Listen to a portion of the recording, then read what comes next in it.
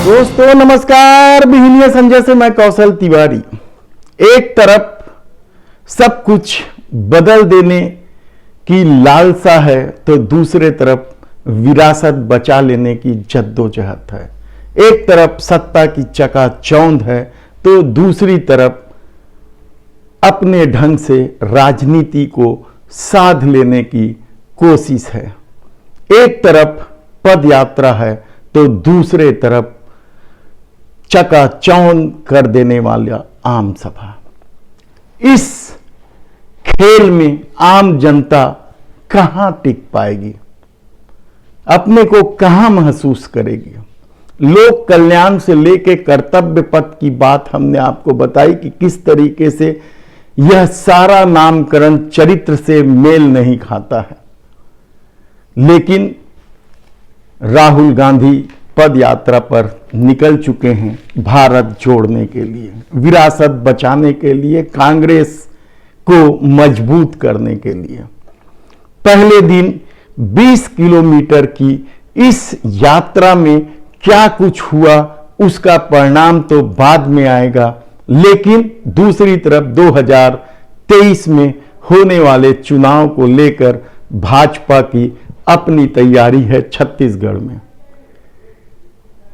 छत्तीसगढ़ में पैसे का खेल दिखाकर भाजपा क्या सत्ता में वापस आना चाहती है, यह सबसे बड़ा सवाल है। यह सवाल इसलिए उठ रहे हैं क्योंकि इससे पहले, छत्तीसगढ़ से पहले गुजरात और हिमाचल में चुनाव हैं, जहां भाजपा अपनी पूरी ताकत लगा चुकी है और इस लड़ाई में इस बार आम आदमी पार्टी भी शामिल हो गया है।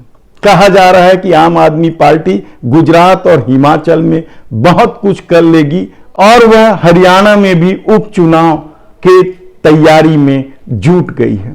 छत्तीसगढ़ में आम आदमी पार्टी चुनाव लड़ेगी या नहीं, यह अभी चर्चा का विषय हो सकता है, भविष्य का विषय हो सकता है। हालांकि वे चुनाव लड़ेगी, उसके संगठन है, उनके संगठन में सदस्यता अभियान चल रहा है, लेकिन किस तरीके से ताकत लगाएगी यह गुजरात और हिमाचल चुनाव के बाद ही पता चलेगा।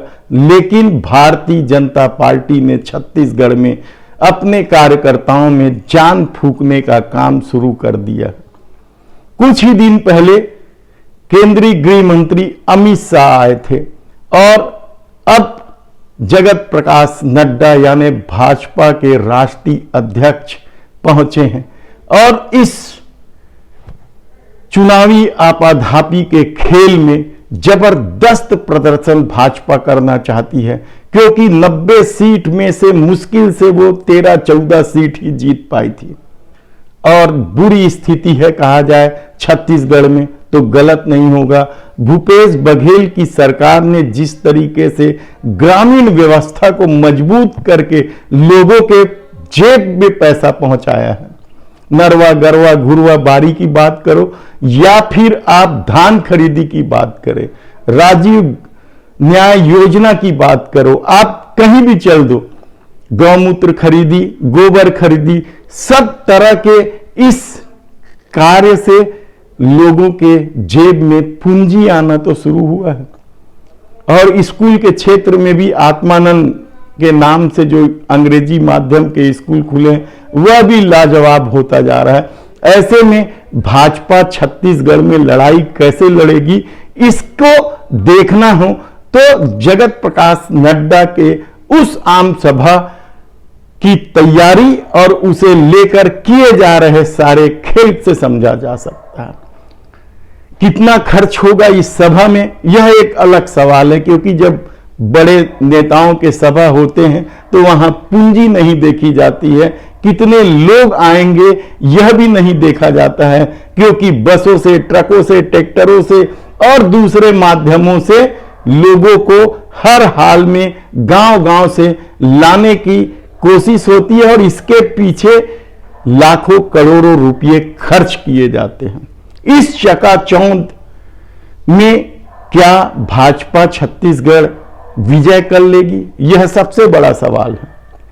हालांकि भाजपा कमजोर नहीं है, 15 साल रमन सिंह की सत्ता रही है, गांव-गांव में उसके कार्यकर्ता हैं, लेकिन उस सत्ता के खिलाफ जिस तरीके से लोग खड़े हुए और 70 सीटें जिता दी है कांग्रेस को, उसके बाद भाजपा को वापस खड़ा होना कितना चैलेंजिंग है यह देखना होगा। लेकिन भाजपा पूरी ताकत लगा रही है और इस खेल में केंद्रीय नेताओं ने जिस तरीके से स्थानीय बड़े नेताओं को, जो रमन सरकार के समय सत्ता सुख भोग चुके हैं, उन्हें किनारे करके नए कार्यकर्ताओं को सामने ला रही है।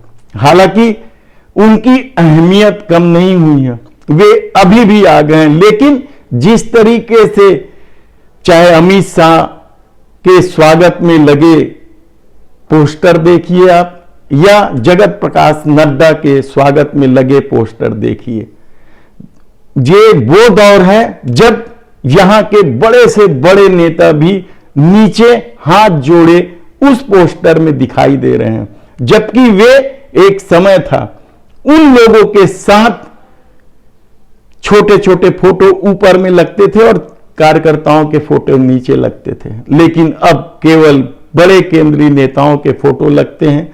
बहुत हुआ तो प्रदेश अध्यक्ष, नेता प्रतिपक्ष के फोटो ऊपर लग जाते हैं, बाकी सारे चाहे रमन सिंह हो, चाहे बृजमोहन अग्रवाल हो, चाहे राजेश मूणत हो, अजय चंद्राकर हो, आप नाम किसी का भी ले लीजिए, जो 15 साल सत्ता में मदमस्त रहे हैं, कहा जाए तो गलत नहीं होगा, वे सब नीचे हाथ जोड़े पोस्टर में दिखाई देने लगे।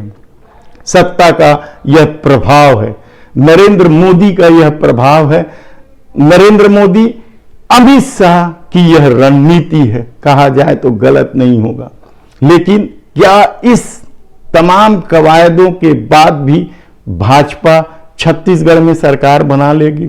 यह भविष्य की बात है, क्योंकि अभी साल भर से ज्यादा वक्त बचे हैं और बहुत पानी गुजरना है। ऐसे में राहुल गांधी ने जो भारत जोड़ो यात्रा शुरू की है, उसका क्या परिणाम होगा?